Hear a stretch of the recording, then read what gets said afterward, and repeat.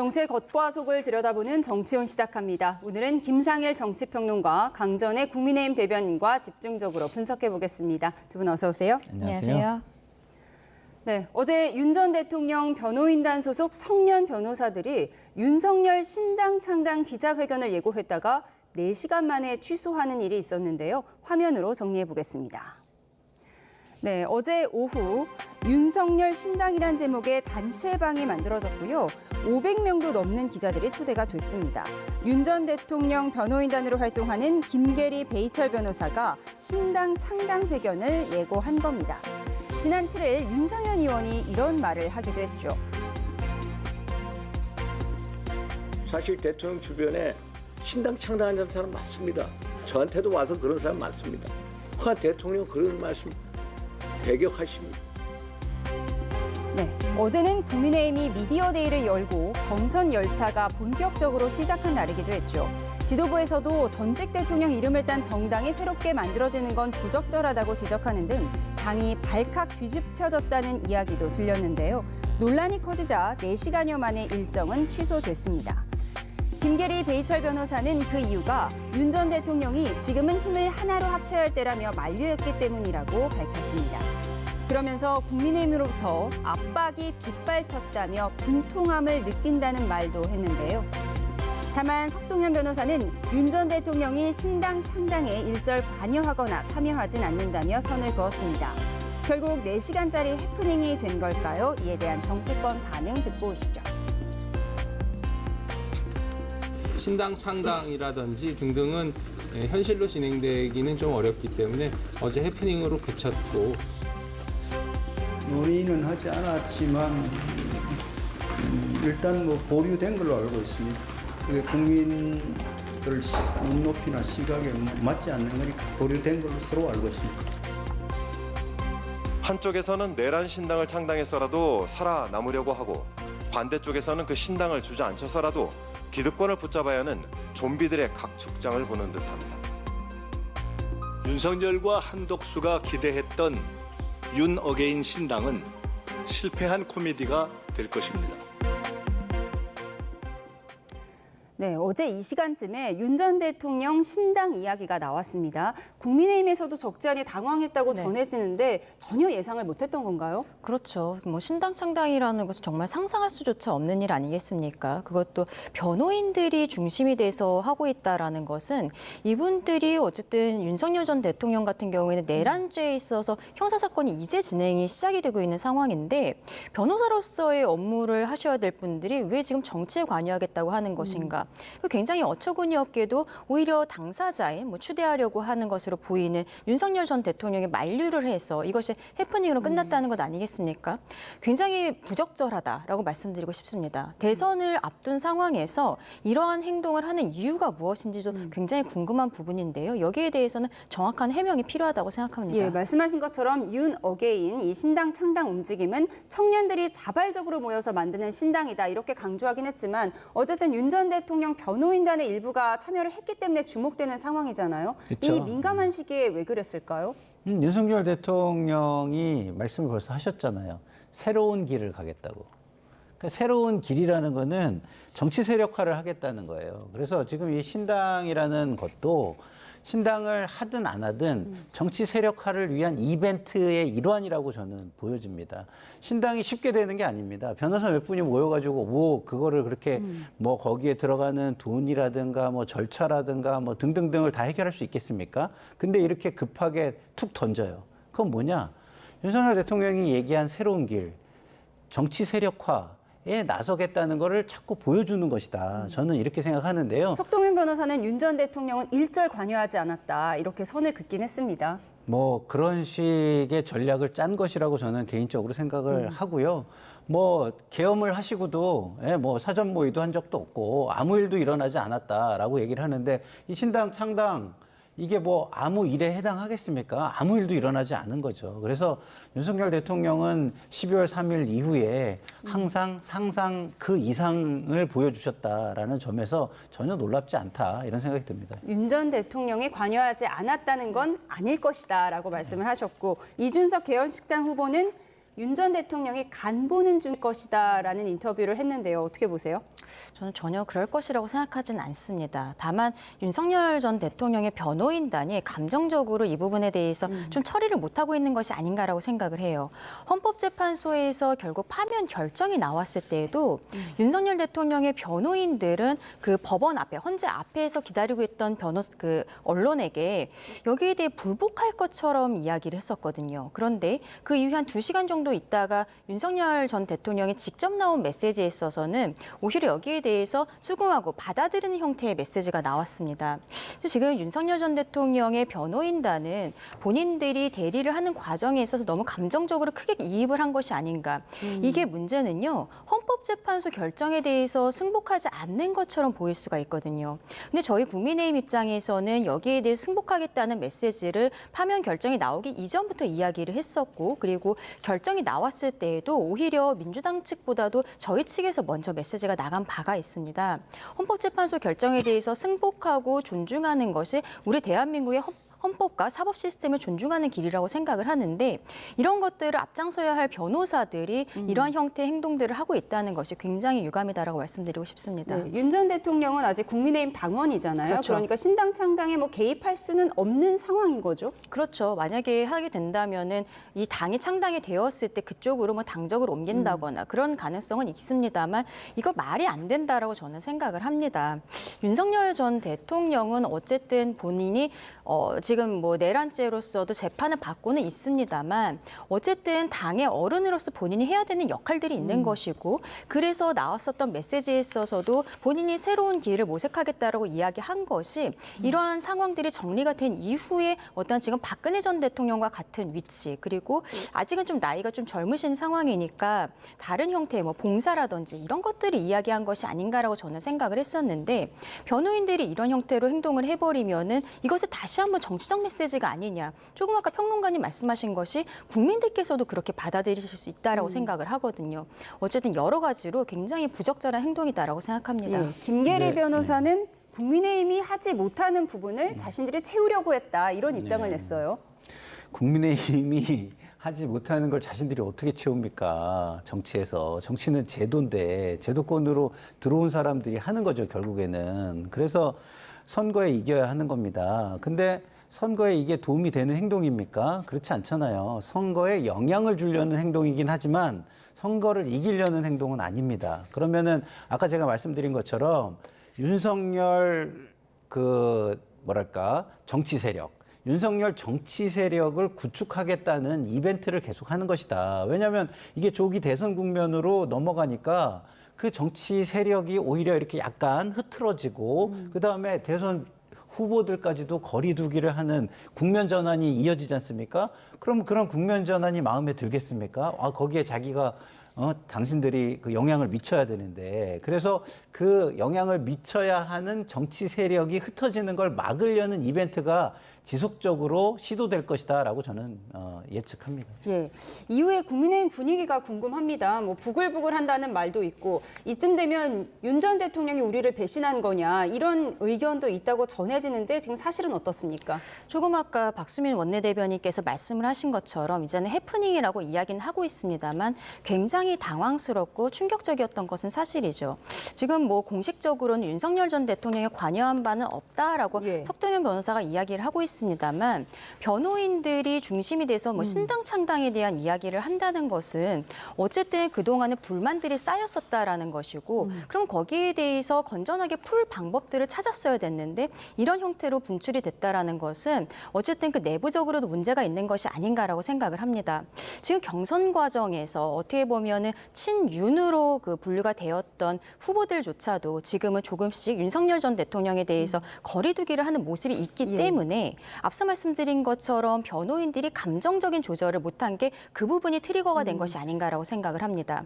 하지만 이것은 지금 저희가 조기 대선을 앞두고 당내에서 정리를 해야 될 부분들이거든요. 예. 언제까지 지금 윤석열 대통령에 대해서 뭐 출당이나 탈당 이야기들도 저는 경선 과정에서 자연스럽게 이야기가 나오고 자연스럽게 정리가 될 것이라고 생각을 하는데, 이것을 변호인단이 지금 받아들이지 못한다고 하면서 신당 창당을 하겠다는 것, 오히려 이분들이 지금 해야 되는 역할은 내란죄 사건에 있어서 어떻게든 무죄를 만들기 위해서 정말 머리를 짜내야 되는 이 시점에 신당 창당이라는 전혀 엉뚱한 방식으로 해결하려고 하는 것, 이런 것들은 정말 맞지 않는다라고 말씀드리고 싶습니다. 민주당에서는 실패한 코미디가 될 것이다라고 얘기를 했습니다. 실패한 코미디가 될 수밖에 없죠. 왜냐하면 우리나라의 정치 구조는요, 굉장히 그 특징 중에 하나, 굉장히 후진적인 특징이 하나 있어요. 그게 뭐냐면 인물 중심의 정치라는 거예요. 그래서 정당이 창당되려면 인물이 없이는 창당될 수가 없습니다.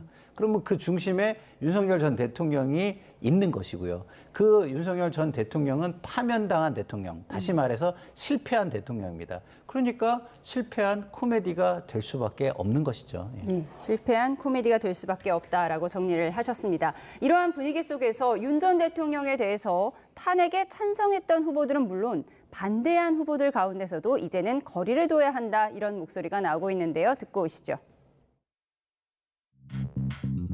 자기들이 뽑은 대통령을 잘라냄으로써 위기를 모면하고 지지율을 회복하려고 하는 거 있는데, 그건 책임 있는 정치는 아니라고 저는 생각합니다. 책임 있는 정치는 항상 잘못도 내 탓이고 잘한 것도 내 탓이다 고 생각해야지. 우리가 이 대통령 선거에서 윤심팔이 하면 안 된다, 이런 말씀으로 알아주시면 되겠습니다. 윤석열 대통령은 과거로 놔둡시다. 그리고 우리는 미래로 갑시다. 국민이 대응의 바다를 당당하고 정면으로 넘어야 된다. 그래야만 승리의 길이 있다. 난 윤석열 대통령 탈당하라, 이 소리 하기가 참 난감합니다. 정치 이제 사람이 그러면 도리가 아니죠. 시체에 또 남도지라는 그런 짓을 하는 거는 도리가 아니죠. 네, 그동안 탄핵 기각, 탄핵 각하를 강하게 외쳤던 나경원 후보의 반응이 가장 눈에 띕니다. 윤심팔이 이제 그만하자, 이렇게 얘기를 했어요. 맞습니다. 그동안의 탄핵 국면에 있어서는 어떻게 보면은 광장에도 많이 나가셨고, 그리고 관저 앞에서도 드러나는 모습들이 있었는데, 구치소 방문도 하셨잖아요. 그렇죠. 그때 그리고 또 윤석열 전 대통령의 만남을 관저에 불러서 만난 이후에 본인이 대권 주자로서 등록을 하지 않았습니까? 이런 것들을 보았을 때는 어쨌든 윤심과 가장 가까이 있는 지금 후보 중에 하나가 아닌가라고도 보였었는데, 결국 나경원 후보 같은 경우에는 이번 경선 룰에 대해서는 신경 쓸 수밖에 없을 것 같아요. 지금 뭐 일단은 4명으로 추려지는 과정이 있는데, 그 과정에 있어서 5분이 지금 거론이 되고 있지 않습니까? 마지막 3분은 지금 좀 확고하다라고 언론에서 많이 보도를 하고 있고, 나머지 한 자리에 있어서 나경원이냐 안철수냐 이런 형태로 보도가 많이 되고 있는데, 국민 여론 100%의 경선 방식으로 4명이 추려진단 말이에요. 그럼 나경원 의원 입장에서는 일단은 4명 안에 들어가야 되는 것인데, 만약에 2차 경선 때처럼 국민 50% 그리고 당원 50%라면 저는 지금까지의 태도를 유지할 가능성도 어느 정도 있지 않았을까라고 생각을 합니다. 근데 국민 여론 100%라고 하면 아무리 역선택 방지 조항을 넣는다라고 해도 중도적인 분들께서 어떻게 나경원 의원에 대해서 보실 것인가. 최근에 뭐 드럼통 같은 뭐 이런 밈도 하고 이러셨는데, 이런 것들이 본인이 일단은 4강에 들어가는 것에 있어서는 뭐 바이럴은 되겠습니다만 크게 도움이 될 것인가. 특히 윤석열 대통령과의 관계에 대해서 고민을 하기 때문에 이런 워딩들이 나온 것이라고 생각을 하거든요. 하지만 앞으로 만약에 4강 이후에 있어서는 저는 상황에 따라서는 다시 강경 발언을 하실 가능성도 있을 것 같다라고도 보입니다. 지금은 빅4에 들기 위해서, 안철수 후보를 이기기 위해서 이렇게 윤 전 대통령과 거리 두기에 나섰지만 장기적으로 이런 스탠스를 유지할지는 아직은 의문이다, 이렇게 정리를 하셨습니다. 그런가 하면 홍준표 전 시장은 지금 나라가 어지러운 게 윤석열 정부 탓이라고 하면서도 윤석열 전 대통령의 탈당 요구에 대해서는 시체에 소금을 뿌리는 경위다, 이렇게 얘기를 했습니다. 그럼 거리두기를 하는 건가요, 마는 건가요? 이분은 제가 보면은 제 개인적인 이건 생각입니다. 굉장히 생각나는 대로 말씀을 하시는 거예요. 그게 어떤 의미를 가지고 있는지를, 그리고 어떻게 다른 사람들이 바라볼지를 별로 생각 안 하시는 것 같아요. 자, 공인은요, 공과 사가 구분이 돼야 되는 겁니다. 그러니까 공적인 부분에 있어서 이게 필요하다면 사적인 부분은 희생을 하는 거예요. 그러니까 윤석열 대통령이 대통령으로서 잘했느냐 못했느냐의 평가는 공적인 거예요. 대통령 개인에 대한 것을 어떤 태도를 갖느냐하고 다른 겁니다. 그러면 지금 윤석열 대통령에 대해서 거리를 두자는 것은 과거와 단절하자는 거지 개인 윤석열을 어떻게 하자는 거라고 저는 생각하지 않거든요. 근데 홍준표 전 시장께서 뭐라고 하셨으면 예전에 김건희 여사가 범죄를 졌을 수도 있다는 혐의에 대해서도 그것을 감싸는 것이 상남자의 도리다. 이렇게 얘기를 하셨잖아요. 이분 제가 보면은 말이 이게 공인지 산지 구분 안 하시고 그때 앞에서 자기하고 다른 얘기를 하는 사람이 있으면 그걸 공격하기 위해서 다른 논리를 대시고 또 본인이 좀 칭찬하고 싶은 사람이 있거나 본인이 거기에 뭐 힘을 얻어야 되는 경우가 있으면 또 이전의 일관성과 상관없이 또 그때 생각나는 말씀하시고 이러시는 것 같아서 정말 이러실 거면은 무엇을 위해서 대선에 나오려고 하는지를 한번 쭉 잘 보시니 A4 한 장에 좀 적어 보신 다음에 다시 한번 좀 나오시면 어떠실까 이런 생각마저 듭니다. 예, 홍준표 전 시장이 생각나는 대로 말한 것이다라고 평가를 하셨습니다. 지금 소장파로 꼽히는 김재섭 부총장은 대통령과 결별하지 않고는 선거에서 이길 수가 없다. 절연해야 한다 이렇게 얘기를 하고 있는데 당내 분위기 어떻습니까? 일단은 지금 뭐 나오는 목소리들처럼 홍준표 후보 같은 경우에는 뭐 탈당, 출당 이런 것은 지금 필요하지 않지 않느냐라는 입장인 것이고 안철수 의원 같은 경우에 굉장히 강하게 탈당에 대해서 이야기를 하고 있는 상황이죠. 그리고 후보는 아니지만 말씀하신 것처럼 김재섭 부총장 같은 경우에도 이러한 이야기들이 나오고 있는 것. 저는 이게 되게 건강한 민주주의의 모습을 보여준다라고 생각을 합니다. 저희 당원들께서도 현재 그 윤석열 전 대통령이 당적은 그대로 유지했으면 좋겠다라고 생각하시는 분들도 있고 당장 탈당해야지 혹은 이미 늦은 것 아니냐. 왜 지금까지 지도부가 아무것도 안 하고 있는 것이냐라고 생각하시는 분들도 계시고요. 지금 이게 어쨌든 혼재되어 있는 상황인데 경선 과정에서 또 마침 여러 후보들이 다른 생각들을 가지고 있습니다. 그러면 경선 토론 과정에 있어서 저는 자연스럽게 이런 것들이 드러나고 우리가 이것을 어떻게 해결해 나갈 것인가 중재를 모을 수 있는 기회라고 생각을 하거든요. 지금 지도부에서 당장 뭐 윤석열 전 대통령에 대해서 어떠한 요구를 하기보다는 뭐 윤상현 의원 같은 경우는 시간을 두면 뭐 윤 전 대통령께서 알아서 정리를 하실 것이다라는 메시지를 주기도 했었고 그리고 지금 경선 후보들이 각자의 입장이 있는 상황에서는 저는 경선 과정을 조금 더 지켜보면은 자연스럽게 정리되지 않을까라고 생각합니다. 일부 의원들이 윤 전 대통령이 알아서 정리할 것이다 이런 의견을 냈는데 이건 어떤 의미로 받아들여야 할까요? 그러길 바라는 거죠. 그리고 탈당해 주길 바란다는 그렇죠. 뜻인가요? 알아서 입장을 정리해 주시기를 그러니까 뭐 대선에도 뭐 영향을 주지 마라 뭐 그래 지지층에도 메시지를 내주고 그리고 본인 스스로도 필요하다면은 뭐 탈당하겠다든가 이렇게 알아서 당의 원로로서 입장을 정리해 주시기를 바라는 것이다. 뭐 일종의 무언의 압박이겠죠. 또 이것 또한 뭐 저는 그렇게 보고요. 기본적으로 경선을 왜 하죠, 우리가? 예? 대선에서 이기기 위해서 하는 거 아닙니까? 그러면 대선에서 이기기 위함이라는 무엇을 위해라는 거를 중심으로 모든 걸 사고해야 되는 게 맞다고 저는 보는데 그러면 지금 홍준표 전 시장이라든가 윤 대통령을 옹호하는 분들이라든가 아니면 뭐 탈당 안 해도 상관없다든가 이런 분들은 대선에 이길 생각이 있으신 건지 저는 묻고 싶어요. 그런 생각이 없다면 이 경선 왜 하는 겁니까? 그냥 다음에 당권 잡기 위해서 하는 건가요? 대선은 포기하고? 그런 생각마저 들어서 좀 이게 뭐 예전 표현이긴 합니다만 안습이다 이런 생각이 좀 듭니다. 안습이다. 경선에 왜 나섰을까 의문을 제기하셨는데 여론조사를 하나 보겠습니다. 국민의힘 대선 주자들의 지지율이 요동치고 있습니다. 경선 레이스가 본격적으로 시작된 상황인데 오세훈, 유승민 두 주자의 경선 불참 선언으로 여론 지형에 어떤 영향을 미칠지 관심인데요. 이 그래픽을 좀 보시죠. 국민의힘 지지층만을 대상으로 한 겁니다. 홍준표 후보, 한덕수, 권한대행이 각각 20%, 김문수 후보 18%, 한동훈 후보 16%로 나타났습니다. 네, 홍준표 후보가 상승하고 김문수 후보가 주춤한 수치가 보이죠. 정당 지지율 보겠습니다. 더불어민주당이 1%포인트 상승한 42%, 국민의힘은 4%포인트 오른 34%입니다. 국민의힘 경선 열차가 출발한 효과일까요? 윤 전 대통령 파면으로 한 주 만에 5%포인트 급락했던 지지율이 원상 복귀한 겁니다. 장내 지도자 선호도 조사 결과 이재명 전 민주당 대표가 38%로 해당 조사 기준 최고치를 기록했습니다. 이어서 홍준표 전 대구시장과 한덕수 대통령 권한대행, 김문수 전 고용노동부 장관이 각각 7%, 한동훈 전 국민의힘 대표가 6% 순으로 나타났는데요.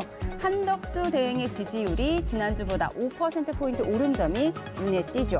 한 총리의 대통령 권한대행 직무수행에 대해서 물었습니다. 41%가 긍정평가했고요. 50%가 부정평가했습니다. 네, 가장 눈에 띄는 건 방금 전에 보신 한덕수 대행의 지지율 아닐까 싶은데 지난주보다 5%포인트가 올랐어요? 맞습니다. 한덕수 권한대행이 출마를 하겠다는 이야기를 하지도 않고 있는데도 이렇게 여론조사에서 그게 크게 상승을 하고 있는 상황은 저희 국민의 입장에서는 참 씁쓸하다라고 말씀을 드려야 될 것 같아요. 왜냐하면 이게 경선 과정에 있어서 저희의 경선 흥행에는 적신호로 보일 수도 있는 것이거든요.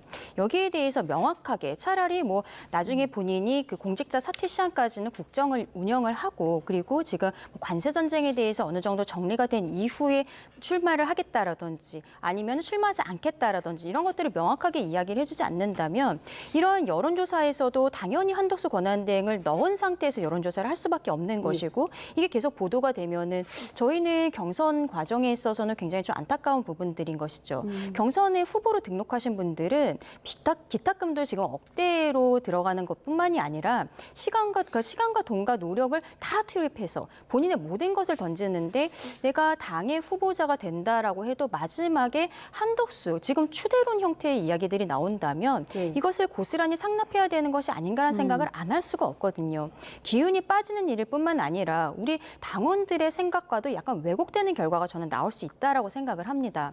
지금 뭐 김문수 후보 같은 경우에는 박수영 의원이 캠프로 들어가면서 김문수와 한덕수의 가교 역할을 하겠다. 이러한 이야기를 지금 대외적으로 공표를 하고 있는 상황이잖아요. 굉장히 좀 이상한 경선판이라고밖에 볼 수가 없는 상황인데 저는 어쨌든 한덕수 권한대행의 이런 여론조사 나오는 것에 있어서 본인도 생각하시는 바가 있을 거기 때문에 빠른 시일 안에 정리를 해주셔야 되는 것이 아닌가 생각합니다. 이상한 경선판이 되어버렸다고 당내 쓴소리를 하셨는데 어쨌든 한덕수 대행에 대한 지지율이 이렇게 5%포인트 오른 수치가 나오니까 이런 부분이 결국 한덕수 대행 출마론에 어떤 영향을 줄 것인가 이게 또 관심이잖아요. 저거는요. 제가 볼 때는 제가 한덕수 권한대행이라면 별 의미가 없어요. 수치가 의미가 없다. 왜냐하면 저거는 김문수 후보의 지지자들이 넘어온 것뿐이 저는 안 되는 걸로 보이거든요. 그러니까 한덕수 대망론이 나오려면 어떤 구조가 필요하냐면 중도 강세는 있는데 당내의 지지가 없는 모습이어서 이 중도 강세가 당의 지지 상승을 이끌어가지고 반전적인 상황이 와야 사람들이 거기에 막 감동도 하고 이거 의외다, 뻔하지 않다 막 이러면서 새로움을 느끼고 이러거든요. 근데 지금은 그게 아니라 오히려 당내의 강성 지지층을 중심으로 지지를 일정 부분 만들어서 중도를 이끌겠다라는 것으로 보이는데 그거는 오만이죠. 그렇게 성공한 사례는 저는 듣도 보도 경험하지도 못했습니다. 그래서 그건 안 되고 지금 또 제가 말씀드린 논리로만 본다면 8%는 너무 낮은 거예요. 윤석열 대통령을 위해서 헌법재판관 2명을 저는 지명하는 무리를 하셨다고 저는 보거든요. 그거는 윤석열 대통령의 사실상 분신을 자임한 건데 그러면 윤석열 대통령의 지지가 거의 다 와야죠. 근데 김문수 후보한테 좀 머물러 있긴 한데 서서히 김문수 후보의 지지가 다 오고 있다고 봅니다. 그러면 김문수 후보의 경쟁력은 사실상 지금 한덕수 권한대행이 없애버리고 있는 것이다. 김문수 후보에게 보이지 않는 손이 작용하고 있다. 저는 이렇게 봅니다. 그래서 지금 한덕수 총리를 빨리 여론조사에서 본인 스스로 나 빼라 이렇게 하시는 게 본인한테도 그 전략적 모호성을 만드는 거고요. 왜냐하면 너무 뻔하잖아요. 강성 지지층 중심으로 가려고 하는 게 보이면 중도는 오히려 심판의 대상으로 바라보지 새로운 떠오르는 인물로 보지 않을 거라고 저는 봅니다. 본인이 빼달라고 하면 여론조사 대상에서 빼줍니까? 모르죠, 그거는. 근데 지금 권한대행이니까 빼주는 게 맞잖아요. 권한대행이 자꾸 여론조사에 올라오면 국정에 도움이 되겠습니까? 공정성 시비 생기죠. 형평성에 시비 생기죠.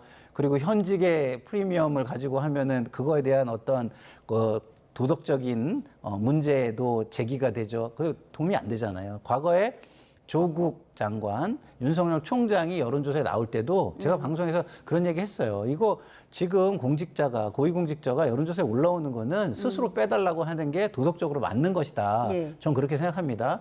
그리고 경선을 보세요. 경선도 그렇게 되다 보니까 뻔한 경선으로 느껴져가지고, 이거는 뻔하게 친윤 후보 한 명 그냥 옹립하다시피 해서 한덕수 총리하고 또 이렇게 2차 이벤트로 하려는 거 아니야? 아우, 너무 뻔하네. 이렇게 가는 거예요. 근데 이게 뻔하게 안 가면 어떻게 되겠습니까? 한동훈 후보가 되잖아요. 그러면 단일화 경선이 없을 수도 있어요. 그렇잖아요. 왜 그렇게 힘들게 해가지고 한덕수 총리하고 하면서 또 배신자 프레임으로 싸우고 거기가 중도를 가져오는 것도 아닌데 왜 그런 경선을 하려고 하고 이러겠어요. 저라면 안 하죠. 그러기 때문에 한덕수 총리가 빨리 이 경선의 영향권에서 빨리 밖으로 벗어나는 조치를 스스로든 당에서 하지 않으면 이 경선은 흥행 경선이 아니라 빤한 경선이 될 것이다. 이런 생각이 듭니다. 빤한 경선이 될 수도 있다고 하셨는데 이 그래픽을 조금 더 자세히 분석해 보도록 하겠습니다. 특히 국민의힘 경선 결과를 엿보려면 이렇게 국민의힘 지지층 조사를 봐야 하는데요. 홍준표 후보가 전주 대비 6%포인트가 올라서 20%가 됐습니다. 그리고 김문수 후보는 이제 많이 내려간 수치를 확인을 할 수가 있어요. 이 부분을 좀 해석해 주시죠. 조금 아까 평론가님 말씀해 주신 것처럼 지금 김문수 후보가 그동안의 여론조사에 있어서는 국민의힘 중에서는 1위로 나오는 경우들이 많았었거든요. 그런데 지금 이것을 한덕수 권한대행과 좀 나눠 갖는 듯한 모습들이 있는 것으로 보입니다. 그래서 앞서 제가 말씀드렸던 박수영 의원이 캠프로 들어오면서 김문수와 한덕수의 가교 역할을 하겠다라고 이야기를 했고 그 무렵부터 김문수 후보 같은 경우에는 그전에는 한덕수 권한대행 출마하는 것에 대해서 좀 안 좋다라는 형태로 이야기를 하다가 이제는 함께 할 수 있다라는 형태로 좀 스탠스가 바뀌었어요. 그러면 한덕수 권한대행이 지금 출마를 할지 안 할지 모르는 상황에서 본인의 지지율들이 어쨌든 한덕수 권한대행 쪽으로 간다는 것은 캠프에서도 당연히 알고 있을 것이고 이런 것들에 대한 전략으로서 박수영 의원과 함께 이러한 이야기들을 하고 있는 것이 아닌가라고 생각을 합니다. 근데 저희 입장에서는 지금 이 상황을 보면은 한동훈 후보 같은 경우에는 조금 더 분발을 해야 되지 않나라고 생각을 해요. 지금 홍준표 후보도 조금 아까 그래프가 좀 더 올라간 모습들이 있는데 한동훈 후보는 비슷한 상황을 약간 정체되어 있는 모습이 올랐죠? 소폭 오른 상황이거든요. 이런 한 3% 정도가 올라가 있는 상황인데 이러한 정도라면은 본인이 과거에 60% 이상의 득표를 하면서 전당대회에서 당대표가 되었을 때처럼 그러한 어떠한 쇼랄까요? 이렇게 좀 멋지게 등장하는 모습들을 보여주기가 어려운 부분들이 있는 거죠. 그리고 안철수 후보가 지금 한동훈 후보에 대해서 저는 같이 하는 것도 시너지가 있지 않을까라고 생각하는데 안철수 후보도 여전히 한동훈 후보가 된다면 검사 시즌2가 된다라고 하면서 비난을 하고 있어요. 한동훈 후보 입장에서는 본인이 지금 어쨌든 4강으로 들어갈 때 누가 1등인지 누가 4등인지는 알려주지 않습니다만 분위기라는 게 있잖아요. 그때 확 뛰어서 올라가는 모습을 보여줘야 되는데 지금 그게 잘 나오지 않는 부분이 그 캠프 내에서는 답답한 상황이지 않을까라고도 생각합니다. 근데 이 여론조사가 되게 위험해요. 위험한 게 착시를 굉장히 심하게 주는 겁니다. 어떤 착시요? 한덕수 권한대행은 지금 경선 후보가 아니에요. 그 얘기 무슨 얘기냐면 그 한덕수 후보 지지층은 김문수 후보한테서 간 거기 때문에 결국 김문수 후보 표라고 보는 게 맞는 거예요. 그러면 지금 1위는 김문수 후보라고 봐야 돼요. 그러면 이 경선에서는 빤하게 김문수 후보가 될 가능성이 굉장히 높은 겁니다. 근데 그렇지 않은 것처럼 보이는 착시 효과가 지금 존재하는 거예요. 한덕수 권한대행을 저기다 넣어버림으로써. 그러면 마치 김문수 후보는 그렇게 강성 지지층 후보가 아닌 것 같은데 1위가 되고 또 2차 이벤트에서 그렇지 않은 것 같은 이벤트 윤심 후보들끼리의 경쟁이 아닌 것 같은 이벤트로 보이기 위해서 그러는 것 같은데 국민들이 그렇게 수준이 낮지가 않습니다. 다 보고 계세요. 이거는 저 거의 30 몇 프로가 김문수 후보의 지지겠구나. 그거 가지고 논아 갖는 건데 저렇게 착시 효과를 만드는 이벤트를 자꾸 하는 거구나. 결국은 김문수로 강경 지지층이 모일 것이고 그 이벤트에 이어서 2차 이벤트를 하려고 하는 거구나. 이런 거는 이미 국민들이 다 간파하고 있다. 이런 생각이 듭니다. 지지율 착시 효과까지 분석을 해주셨습니다. 이런 가운데 어제는 국민의힘 대선 경선 후보 8명이 후보 등록 이후 처음으로 한자리에 모였습니다. 간만에 화기애애했는데요. 영상으로 보고 오시죠. 그런 배신자는 난 싫어요. 누구? 한동훈 전 대표. 일일에 망쳐놓고 양심이 있어야지. 가끔 그러시면 뭐라고 얘기하겠는데요. 뭐 매일 그러시는데 뭐 제가 언급할 필요 있겠습니까? 나경원 대표님은 당시에 당직도 아니셨고요. 개인 차원에서 저한테 부탁하신 거예요. 그게 개인 차원입니까? 예, 저는 개인 그만 차원. 아니 그게 개인 차원입니까? 예. 제 것만 빼달라 그랬습니까? 한동훈 후보 똑바로 말하세요. 개인 차원이라고요, 제가? 예. 제 거를 빼달라 그랬습니까? 예. 네? 네?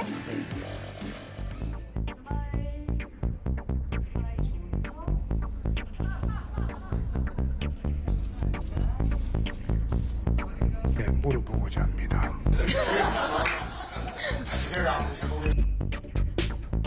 우리 국민의힘이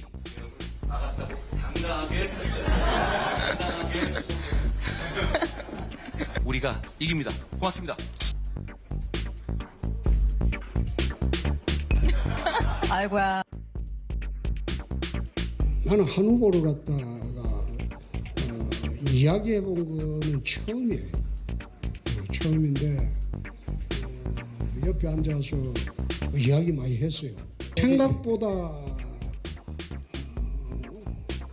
좀 괜찮은 사람이다. 그런 생각을 했어요. 뭐 자세히 이야기한 건 없고.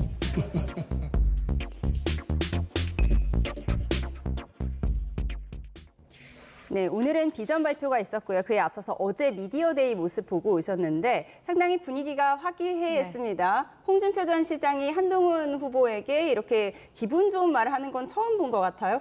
네. 지금 저희가 어저께 미디어데이에서 이번 주말에 있을 토론회를 A조, B조로 나눴습니다. 그런데 지금 우리 YTN이 편집한 걸 보니까 B조 분들을 중심으로 이렇게 해주신 걸 보면 역시 죽음의 조라고 평가하고 있는 것이 맞는 것으로 보이고 B조는 일요일 날 오후 2시에 토론을 하게 되는데요. 그 조에 나경원 후보와 홍준표 후보가 함께 포진이 되어 있는 것입니다. 아무래도 말 잘한다고 평가됐던 인사들이 이렇게 그렇죠. B조에 포진이 그리고 되어 있죠. 이철우 후보 같은 경우에도 도지사를 하면서 본인이 보수의 어떠한 재건을 노리겠다라고 이야기를 하면서 뭐 박정희 동상 세우겠다는 이야기들도 하고 계시잖아요. 그러면 저는 이번 토론 과정에서 이철우 후보가 한동훈 후보에게 좀 강한 질문들을 하게 되지 않을까라고 생각을 합니다. 근데 다만 오히려 홍준표 후보 같은 경우에는 조금 아까 미디어데이 이후에 이제 이야기하는 부분에 있어서 한동훈 후보에 대해서 훈훈한 이야기를 하잖아요. 이게 이번 선거 전략이 아닌가라고 저는 생각을 해요. 어떤 전략이요? 그동안에는 어떻게 보면은 이 토론 과정에 있어서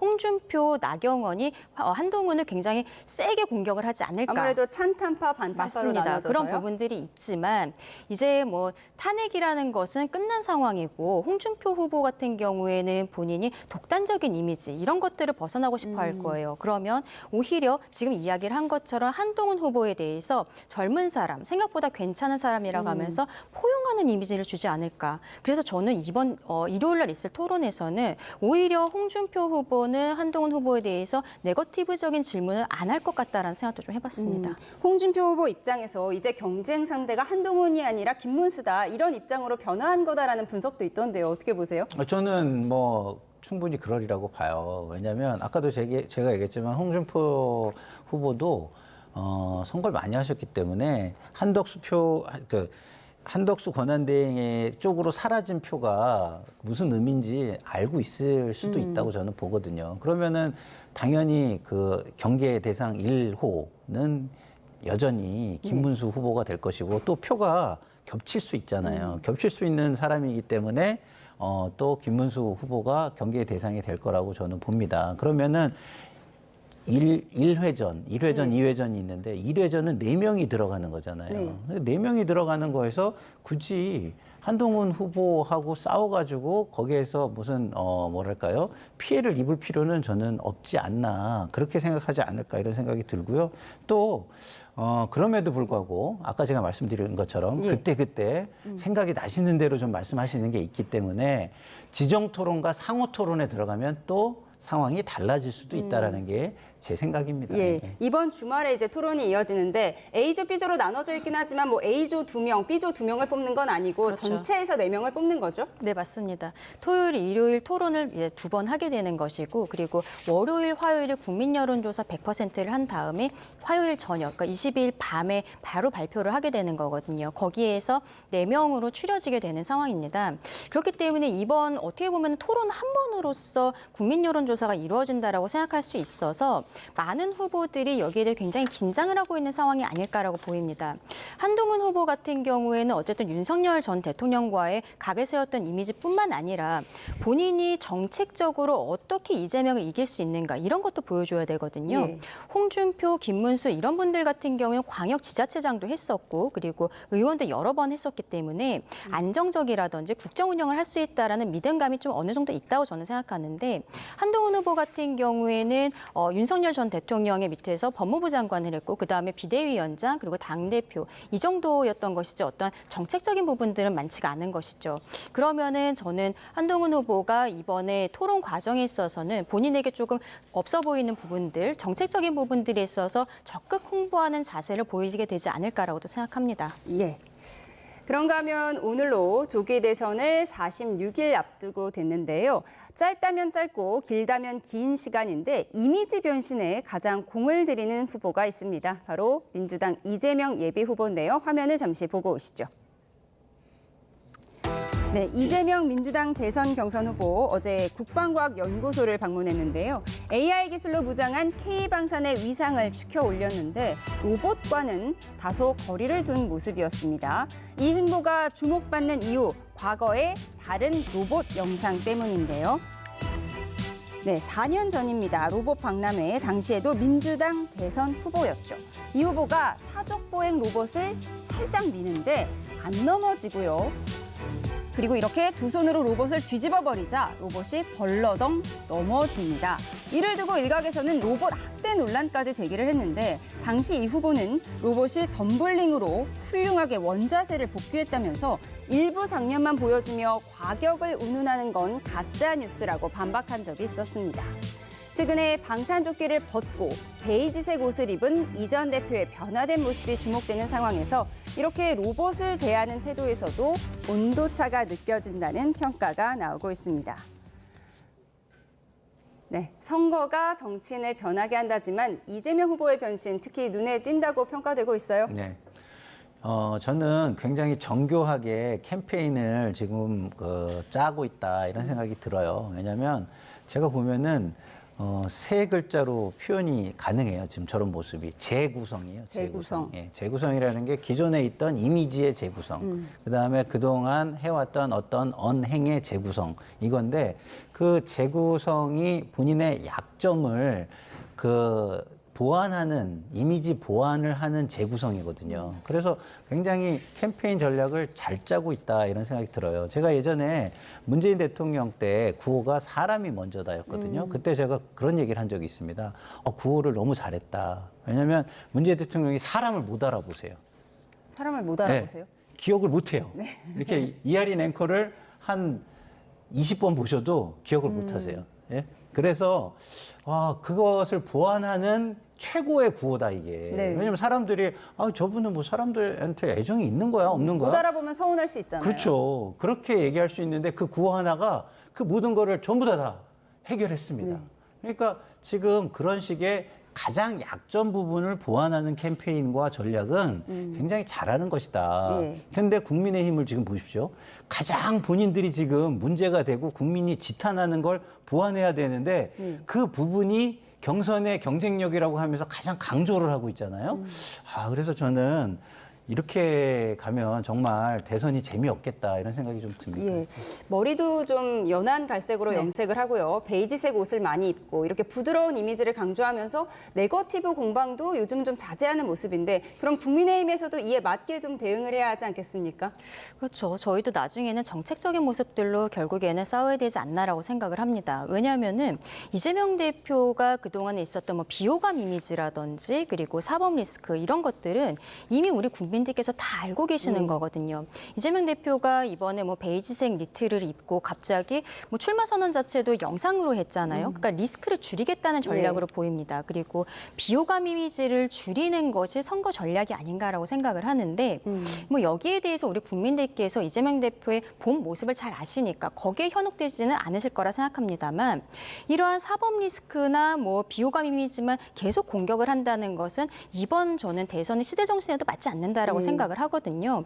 저희 입장에서도 결과적으로는 네거티브보다는 정책에 대한 것들로서 승부를 해야 되지 않나라고 생각을 합니다. 근데 지금 조금 답답한 부분은 평론가님 말씀해 주신 것처럼 저희가 경선이 이제 시작이 되기는 했습니다만 아직까지 정책적인 이야기들을 하기보다는 그동안에 지나왔던 과거에 대해서 이야기하는 모습들을 보이고 있는 게 사실이거든요. 향후에 뭐 4명, 2명으로 추려지면서 미래에 대해서 말씀드리고 그런 시간들이 충분히 있을 것이라 생각합니다. 예, 오늘 강 근데요, 대변인께서 이게- 당내 쓴소리를 많이 하십니다. 근데요, 대선 캠페인에서 가장 중요한 게 예전에 김대중 대통령께서 강조한 게 있어요. 좋은 건 반복해라 이런 거예요. 근데 저희들이 방송을 할 때도 좋은 얘기를 한번 하잖아요. 예. 그럼 다른 방송에 가서 잘 못해요. 왜냐면 내가 이미 한 건데 네. 이렇게 해서 계속 같은 소리를 저 사람은 반복하는 사람 아니야? 이렇게 생각이 들 것 같아서 못하거든요. 근데 의외로 국민이 그걸 본 사람들이 별로 없다는 거예요. 그리고 그거를 이렇게 인식할 정도로 관심이 있는 사람도 그렇게 많지 않다는 거예요. 근데 좀 전에 우리 강전혜 변호사님이 말씀하셨잖아요. 이미 그 모두가 이재명 대표에서 잘 안다. 그거는요, 정말 고관여층 얘기입니다. 그러면 고관여층이 아닌 사람들은 대충 듣고 자세히 몰라요. 예.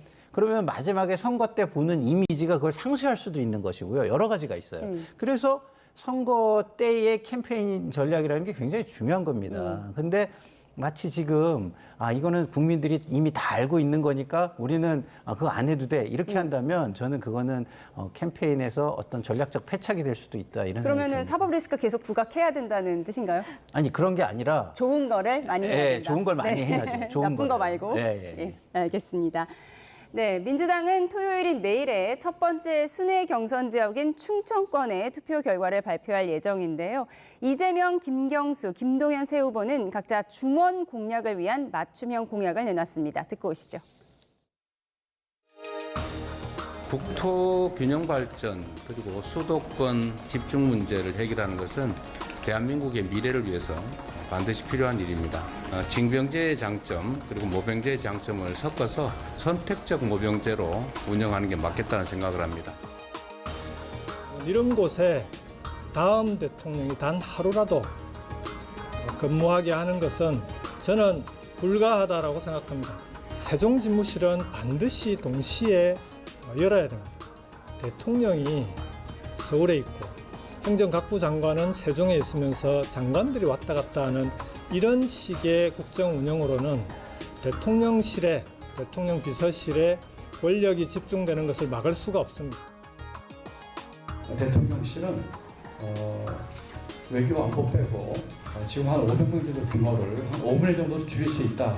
그리고 훨씬 더 효율적으로 운영할 자신이 있다. 그렇기 때문에 취임 다음 날 바로 직무를 세종시에서 할 수 있다라고 저는 확신하고 있습니다. 네, 이재명 후보가 수십만 청년들을 병영에 가둬두는 게 효율적일까 의문이 든다면서 선택적 모병제를 들고 나왔습니다. 어떤 속내라고 보십니까? 20대 남성들을 잡겠다는 거겠죠. 지난 대선 과정에 있어서도 그때는 이준석이라는 인물이 국민의힘이 있어서기도 합니다만 그때 2030 남성들의 맞춤형 이야기들이 많이 있었습니다. 그래서 국민의힘이 젊은 남성층으로부터 좀 인기가 있었던 부분들이 있었고 그런데 실제로 윤석열 정부가 진행이 되는 가운데에서는 2030 남성층들이 다시 좀 지지를 처리하는 듯한 모습들을 보였어요. 근데 이번 탄핵 국면에 있어서 오히려 다시 돌아오는 모습들이 있었습니다. 그러면 이재명 대표 입장에서는 좀 여성들 같은 경우에는 좀 민주당 지지층이 많다라고 알려져 있거든요. 2030 남성들, 특히 20대 남성들을 어떻게 잡을 것인가, 이 모병제 이야기들을 들고 나오는 것이죠. 지금 우리 대한민국 상황에서 모병제가 과연 즉각적으로 가능할 수 있는 것인 저는 굉장히 의문이 있습니다만, 이재명 대표 입장에서는 어쨌든 20대 남성들이 솔깃할 수 있는 부분이기 때문에 당연히 들고 나올 수 있는 전략이다라고 생각합니다. 예, 윤희숙 여의도 연구원장은 이젠 안보까지 팔아먹는 포퓰리즘이자 이렇게 비판을 했는데 이 선택적 모병제 2030 남성 표심에 어느 정도 효과가 있을 걸로 보세요? 효과가 있죠. 저도 과거로 돌아가 보면 그 시기에 가장 고민은 군대 문제예요. 예.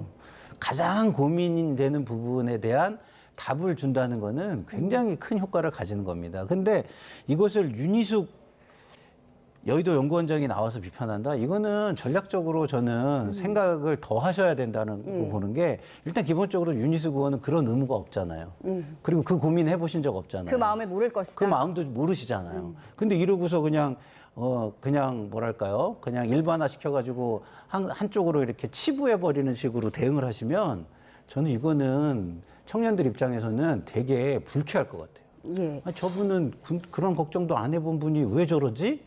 우리 뭐 자녀나 조카가 있을 네. 수 있으니까요. 아니 그래도 그런 걸 알고서 느끼는 게 아니잖아요. 네. 그냥 나와서 하시는 거를 느끼는 거잖아요. 그리고 아니 우리도 꼭 안 하겠다는 게 아니라 나름대로 고민이 많아서 다양한 고민 속에서 좋은 게 있다면 해보자는 쪽으로 그 생각하는 건데, 우리를 마치 이렇게 나라를 위태롭게 우리가 하는 사람도 아니고 그런 식으로 우리를 대상으로 저렇게 얘기해도 되나? 이게 불쾌할 것 같아가지고, 이런 거는 차라리 그런 얘기를 할 만한 분이, 굉장히 고생한 분이 와가지고, 내가 군에서 이런 고생도 했지만 군은 이런 지혜도 좋고 이런 또 좋은 부분도 있다, 이런 식으로 슬쩍 넘어간다든가, 이렇게 함으로써 자기 공약을 내세우고 하는 건 몰라도 이건 전혀 제가 볼 때는 좋은 전략이 아니다, 이런 생각이 듭니다. 민주당이 오늘 저녁 8시 반에 합동 토론회를 개최한다고 하는데 1강 구도가 굉장히 확고한 상황이잖아요. 마지막으로 짧게요. 어떤 점이 관전 포인트가 될 거라고 보세요? 결과적으로는 이 두 분, 김경수, 김동연이 어떠한 역할을 하느냐겠죠. 저는 이번 토론에서 네거티브는 전혀 없을 거라고 생각을 합니다. 과거의 민주당 대선 과정에 있어서 그때 이낙연 후보가 대장동 리스크를 갖고 나왔기 때문에 이재명 대표가 지금까지 그것이 연결이 되고 민주당 전체가 흔들릴 수 있는 상황들도 있었던 것이 사실이거든요. 그러면 지금 김동연 지사 같은 경우에 저는 내년 한 번 더 경기도지사를 하고 싶은 마음이 있기 때문에 나온 것이 아닌가라고 생각을 하는데, 본인들이 생각하는 부분에 있어서 맞춤형 이야기들을 하게 되지 않을까 생각합니다. 정책에 대한 토론을 할 때는 김동연 지사는 경기도에 집중된 이야기들을 한다라든지, 그리고 김경수 지사 같은 경우에도 나중에 선대위원장까지 지금 생각을 하고 있다라고 방송에서 이야기를 하는 것을 보면은 네거티브라기보다는 서포트하는 이미지로서 본인이 당에 다시 안착을 하고 싶다라는 모습을 보일 것으로 보이거든요. 그렇게 시청률이 높은 토론회가 될 것 같지는 않습니다. 김동연, 김경수 두 후보가 이재명 후보 공격을 할까요? 공격이라는 표현은 맞지 않은 것 같고요.